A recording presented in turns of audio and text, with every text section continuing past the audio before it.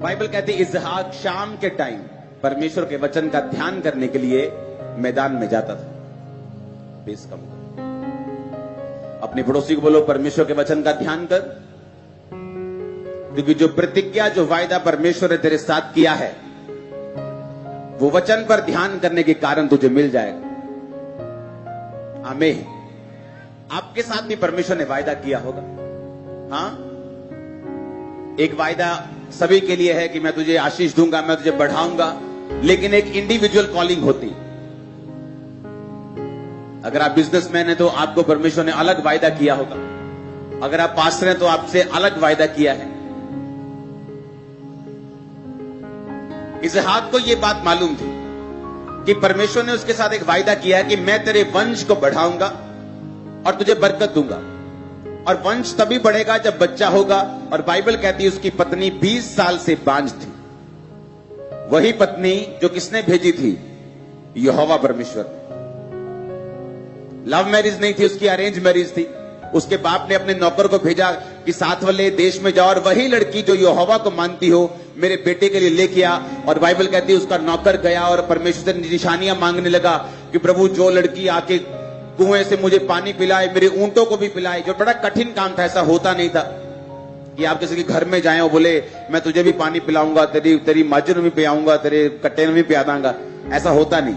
हाँ, उसने कहा ऐसी कोई लड़की हो तो मैं समझ लूंगा ये हवा वो तेरी ओर से।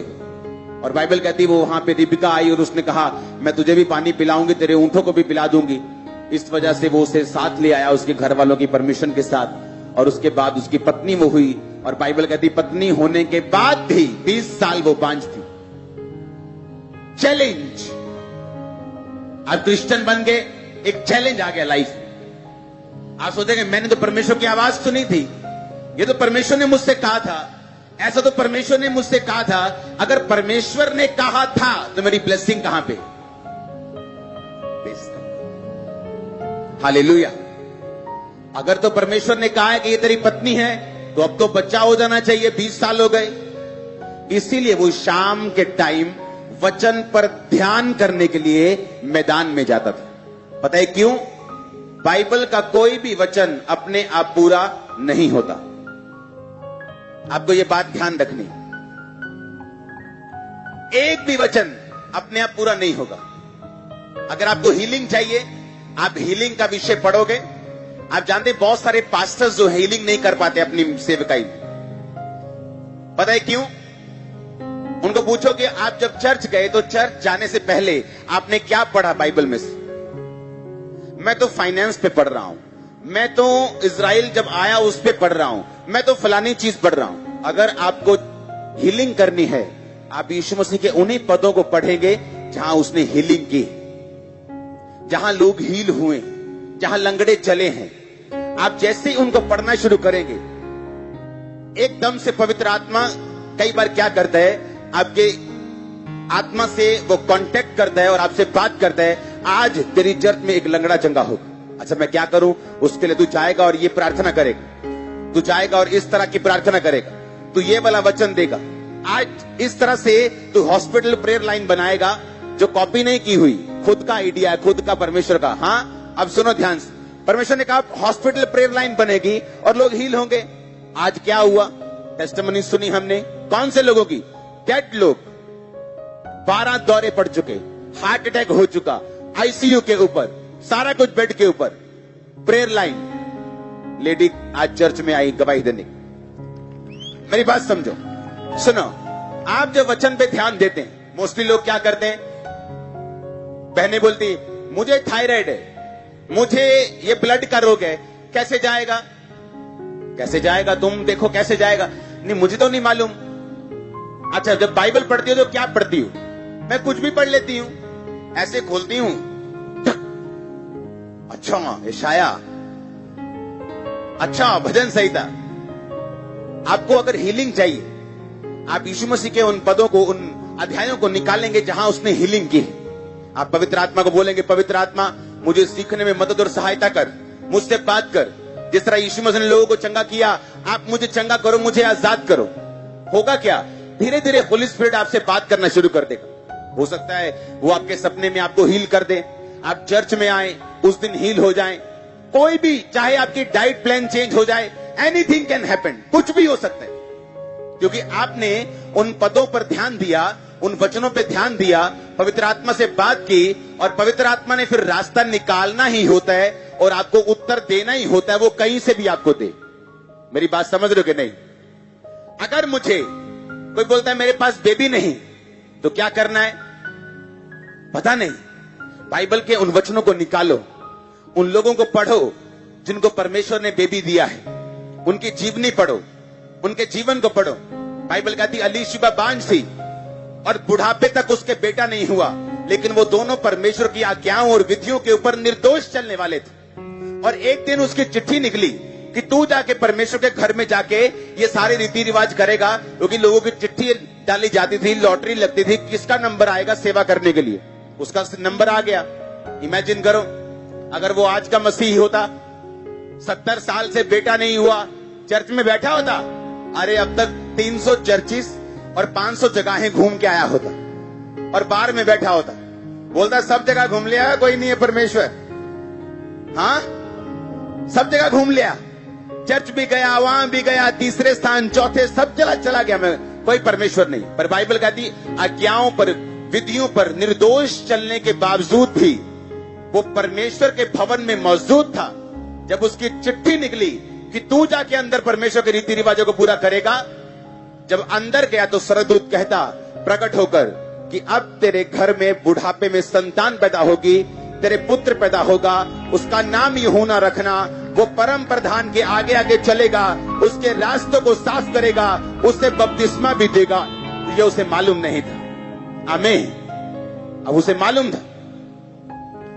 आप जो भी प्रभु से लेना चाहते हैं ना, आप प्रभु पे आपका कोई एहसान नहीं, परमेश्वर आपका कर्जदार नहीं कि वो आपको सब चीजें उसको देनी ही पड़ेगी क्योंकि आप क्रिश्चियन हैं। ऐसा नहीं। तू बहुत दुखी था इसलिए मैंने तुम्हें चंगा किया, ऐसा कहीं नहीं लिखा। उसने कहा तेरे विश्वास ने तुझे चंगा किया। तुझे बिलीव करना होगा। नीचे कर लो पासपोर्ट करके, अभी वचन सुनो, अभी भी तुम्हें पासपोर्ट की पड़ी। हालेलुया। कितने मेरी बात को समझ रहे हैं? शाम के टाइम वचन पर ध्यान करने के लिए, ताकि जो मुझे चाहिए वो कहां से निकलेगा? वर्ड से, वर्ड से, वचन से। ये बाइबल जो आपके हाथ में पकड़ी, इससे निकलेगा, इसी से निकलेगा। आपका बेटा भी, आपकी ब्लेसिंग भी, आपकी बेटी भी, आपकी ताकत, आपकी हीलिंग, आपके डिलीवरेंस, आपका मस्सा, आपकी चर्च, आपका वीजा, आपकी फेवर, इसी से निकलेगा। लेकिन कई बार जिन लोगों को अकल नहीं होती ज्यादा ना, उनको आप काजू पिस्ता बादाम भी दे दो ना अपने रखने के लिए अपने गेस्ट के आगे, तो उसको भी वो बिस्किट बना देते हैं 5 रुपए वाला। और जिसको अकल होती है वो 10 रुपए के बिस्किट के पैकेट को भी ऐसे लेके आता है कि पता नहीं कौन सा इसमें सोना डला हुआ है। कितने मेरी बात को समझ रहे हैं? बाइबल आपके हाथ में है। यही वो बाइबल है जिससे मैंने सब कुछ लिया है। आपके हाथ में भी वही है। मेरे पन्ने ज्यादा नहीं है, पन्ने सेम है, वचन सेम है, भाषा भी हमारी सेम है। रिजल्ट अलग अलग है क्योंकि हमारे पढ़ने का तरीका, हमारे मानने का तरीका अलग अलग है। अच्छे अच्छे लोग, पास्टर्स की अपनी फैमिलीज तक वचन नहीं पढ़ते लोग, मैंने देखा है लोगों को। विश्वासी, खासकर भाई, वचन नहीं पढ़ते। शाम को आके अपनी वाइफ के साथ प्रार्थना में बैठ जाएंगे पर वचन नहीं पढ़ते और ये भूल जाते हैं। परमेश्वर ने कहा उसने अपने वचन को भेजकर अपने लोगों को चंगा किया। किसको भेजा? वर्ड को भेजा। वर्ड तो है ही नहीं, वचन तो है ही नहीं। कलीसिया का क्या कसूर? पास्टर्स के पास वर्ड नहीं। उनकी 100 मीटिंग देख लो, 100 मीटिंग में सेम वचन है। क्या करेंगे लोग? लोगों का कोई कसूर नहीं। हालेलुया। 2 तरह के क्रिश्चियंस हैं। एक है ब्लेसिंग ली और गायब हो गए, दूसरी है ब्लेसिंग ली और मेंटेन की और सदा ठहरे और खड़े और अड़े रहे। आपको कौन सा बनना है? उत्पत्ति 31, आज सिर्फ एक वर्ड है जिसे मैं एक्सप्लेन करूंगा, इसलिए मैं खड़ा होकर आपको समझा रहा हूं। उत्पत्ति 31 उसकी 6 से 42 आयत हम स्क्रीन के ऊपर पढ़ेंगे। याकूब कह रहा है अपनी पत्नियों से, कहता तुम भी जानती हो कि मैंने तुम्हारे पिता की सेवा शक्ति भर की है, फिर भी तुम्हारे पिता ने मुझसे छल करके मेरी मजदूरी को 10 बार बदल दिया, परंतु परमेश्वर ने उसको मेरी हानि करने नहीं दिया। उसने कहा जब उसने कहा चित्ती वाले बच्चे तेरी मजदूरी ठहरेंगे, तब भेड़ें बकरियां चित्ती वाले पैदा करने लगी। जब उसने कहा धारी वाले बच्चे तेरी मजदूरी ठहरेंगे, तब भेड़ें बकरियां धारी वाले बच्चे पैदा करने लगी। इस रीति से परमेश्वर ने तुम्हारे पिता के पशु लेकर मुझे दे दिए। भेड़ बकरियों के गाभिन होने के समय मैंने स्वप्न में देखा कि जो बकरे बकरियों पर चढ़ रहे हैं वो धारी वाले, चित्ती वाले, धब्बे वाले हैं। तब परमेश्वर के दूत ने स्वप्न में मुझसे कहा, हे याकूब। मैंने कहा क्या आज्ञा? उसने कहा आंखें उठाकर उन सब बकरों और बकरियों पर जो चढ़ रहे हैं देख कि वो धारी वाले, चित्ती वाले और धब्बे वाले हैं, क्योंकि जो कुछ लाबान तुझसे करता है उसे मैंने देखा है। सब बोलो आमीन। अब